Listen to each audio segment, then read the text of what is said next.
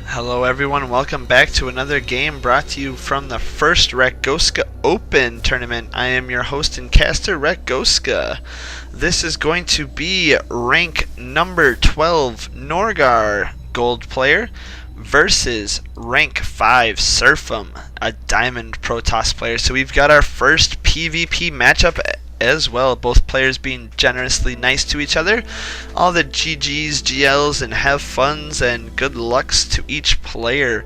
We will definitely see how these players decide to play with their PvP styles. I gotta say though, after watching MLG Dallas, this is almost one of my favorite matchups. Besides watching Mork do his ZVZs on his stream, I've got to say those are my two favorite mirror matchups so far. Both of them come down to just intense amounts of micro, whereas Terran versus Terran's kind of like a not really as much micro oriented. It's a lot of positioning with tanks and stuff like that, so it's not really as exciting as you just watch tanks move around, sieged up, miss, and then they gotta move around again. But these matchups, there's a lot more art to it than just A moving like you do on some of your other matchups, or just attacking random places. You kind of see a lot of the same things in all the matchups. But with the mirror matchups, you get a lot of very interesting kind of tense micro battles, especially in ZVZ and PvP, just because some of their units are melee, so they have to basically dance around other units. But we do have here Serphim going down with his gas right away and getting his gateway up. We have Norgar here just getting his gateway up. We'll see if he decides to... Ooh, what's he going to throw down? We get this probe in position. Is he going for another gateway? Is he going for a cyber... Ooh, 2-gate. Interesting, interesting, interesting. So we've got 2-gate versus possible 4-gate opening from Serphim. We will see. Cybernetics core is now going down. So interesting. First Zealot is now being chrono boosted out for Serphim. And if we look, we do have a wall up here, but he is supply blocked. How unfortunate. Nobody wants to be supply blocked. And now throwing down his cybernetics core as well. So we do have 2-gate plus cyber core for Norgar. And if we look down at Serphim's base, we have 1-gate cyber core, but he has gas. So very interesting. He's definitely going to want to have to get some gas going if he's going to go for warp gates or build sentries or basically anything that comes out of the cybernetics core. So interesting choice of building, but he is chrono boosting out a pair of zealots. Will those zealots be able to do the trick or not? Ooh, there comes the first zealot.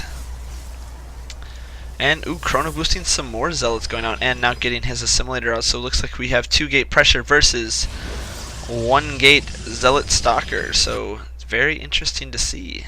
We do have Serphim's probe though very close to that zealot. Will he be able to get some good micro dance going on, or will this turn into a much longer game? Only time will tell. Ooh, another zealot is on the way out. 2 zealots are down here at the bottom of the ramp. Serphim is leading those 2 zealots away with that probe, but it will allow that 3rd zealot to get closer. This is definitely an interesting way to start off this game. Could definitely have afforded not getting that cybernetics core right away. Could have delayed that. Possibly gotten another gateway up instead. But here comes the first set of zealots, but the stalker is in position to get some good damage done. He's definitely going to want to bring those around the backside as and warp gate research is now started for Norgar, but as we can see, Serphim's warp gate research is quite farther ahead, and it looks like we do have a 4-gate push coming from Serphim, and those zealots are now heading the top of the ramp. Who's going to get the better outcome? It looks like Serphim does have the better concave, as he is able to micro away those zealots. Loses 1 zealot, loses 2 zealots, but he's got 3 zealots, and he's going to take out that other zealot. Will the stalker be able to micro against this? This is definitely going to be interesting to see. Looks like he is running those zealots towards the mineral line. We do have 2 more zealots warping in as well from Serphim. Is now working on some of those probes and now focusing down on some of those zealots as the stalker comes in to do some damage. We've got another zealot up here hitting on these gateways, but Serphim currently has 3 zealots, 1 stalker, just to the 1 zealot right here, so Norgar is going to be forced to retreat with this rush. or lose all of his units. 2 more Stalkers are being warped in. He is going to be very far behind from this attack as he is now getting a robotics facility up. Will Serphim decide to push out with this, or is he just going to macro up? Does get a sentry out now, so he could easily force field his ramp if he needs to. Which, honestly, if you're going against 2-gate attack like that, sentry's the way to go, man. You just throw a sentry down here at the bottom of your ramp and keep a couple Stalkers up at the top, and he'll never get in. Just a nasty little trick you can do there. We do have warp gate research just about finished here, and he will be turning these into warp gates. What kind of units will he decide to get? Oh, here comes a proxy pylon. Not quite close enough to do any real serious damage, but is definitely close enough to shorten the run distance of his units.